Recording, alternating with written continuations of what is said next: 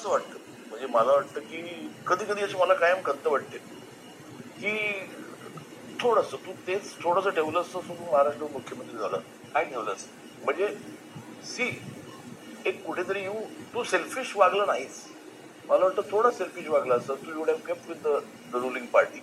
काय मला कळलं नाही, मला प्रश्नच नाही म्हणजे तू अपोज केलास ना आज बीजेपी बरोबर राहिला असतास तू. नाही, बीजेपीचा काही संबंध नाही. प्रश्न भाजप बीजेप तुम्ही बाजूला काढा. मी हे बघा, महाराष्ट्राचा विकास आराखडा मांडणारा पहिला पक्ष, बरोबर आहे. हो.